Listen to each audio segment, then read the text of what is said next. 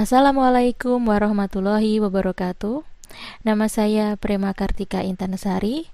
Saya adalah calon guru penggerak Angkatan 4 dari Kabupaten Ponorogo. Hari ini saya akan menjelaskan tentang modul 1.1.A.9, yaitu koneksi antar materi, kesimpulan, dan refleksi pemikiran Ki Hajar Dewantara. Untuk mengerjakan kegiatan koneksi materi ini, ada 3 pertanyaan pematik dalam membuat kesimpulan dan refleksi terhadap pemikiran-pemikiran Ki Hajar Dewantara, yaitu yang pertama, apa yang saya percaya tentang murid dan pembelajaran di kelas sebelum saya mempelajari modul 1.1? Yang kedua, apa yang berubah dari pemikiran atau perilaku saya setelah mempelajari modul ini? Yang ketiga, apa yang bisa segera saya terapkan lebih baik agar kelas saya mencerminkan pemikiran KHD atau Ki Hajar Dewantara. Namun, sebelum menjawab ketiga pertanyaan tersebut, ada beberapa hal yang ingin saya sampaikan terkait filosofi atau pemikiran Ki Hajar Dewantara.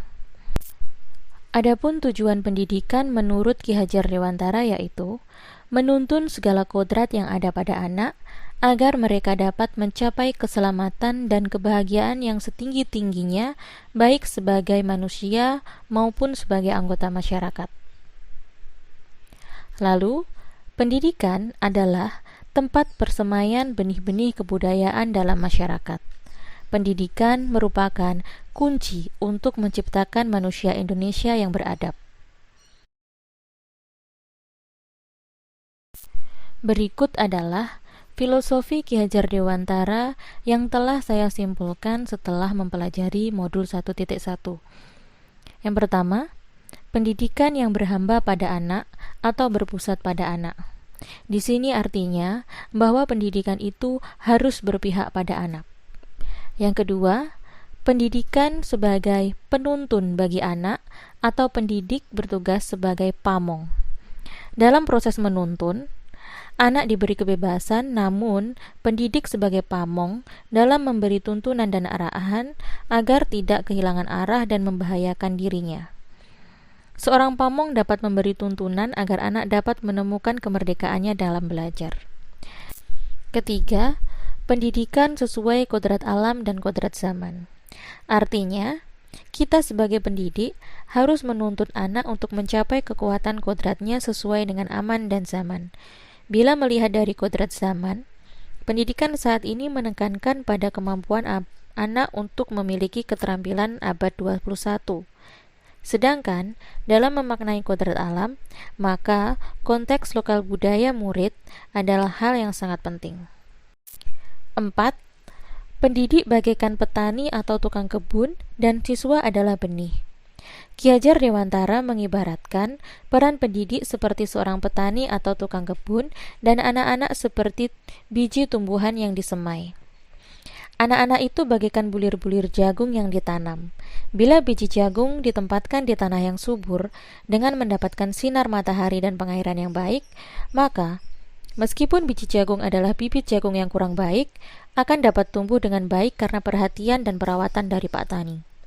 Demikian sebaliknya, meskipun biji jagung adalah bibit berkualitas baik, namun tumbuh di lahan yang gersang dan tidak mendapatkan pengairan dan cahaya matahari serta tangan dingin Pak Tani, maka biji jagung itu bisa saja tumbuh tidak akan optimal. 5. Permainan anak adalah pendidikan. Seperti halnya kodrat anak yang menyukai permainan, kita sebagai guru harus bisa menggunakan permainan dalam pendidikan. 6. Pendidikan sesuai semboyan Ki Hajar Dewantara. Ing ngarsa sung tulodo, ing madya mangun karsa, dan tutwuri handayani. 7. Pendidikan harus mengembangkan potensi dan minat bakat anak.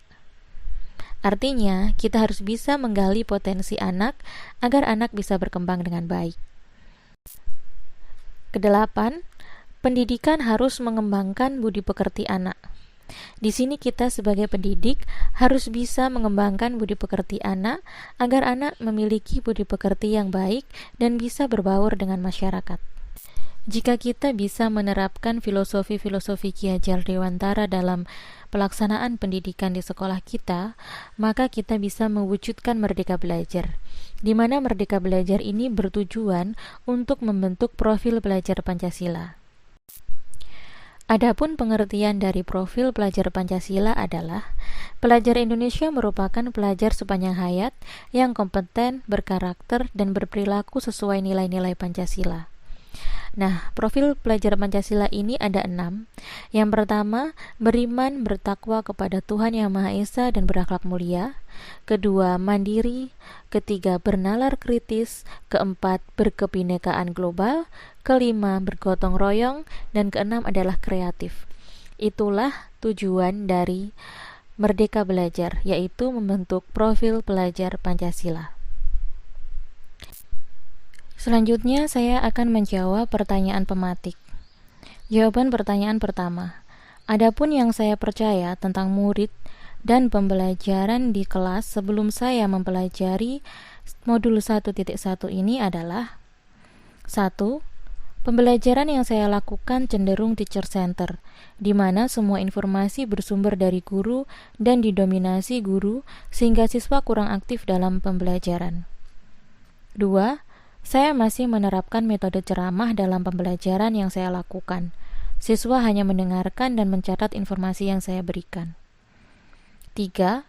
Pembelajaran masih dilakukan untuk menuntaskan materi dan siswa harus mencapai nilai ketuntasan minimal yang sudah ditentukan. 4. Tujuan pembelajaran masih mengutamakan aspek kognitif atau pengetahuan jika dibandingkan dengan aspek lain seperti keterampilan dan keaktifan siswa. 5. Saya belum sepenuhnya memahami karakter siswa saya sehingga masih sulit untuk membuat pembelajaran yang sesuai dengan karakter mereka. Jawaban pertanyaan kedua. Adapun hal yang berubah dari pemikiran atau perilaku saya setelah mempelajari modul ini adalah 1.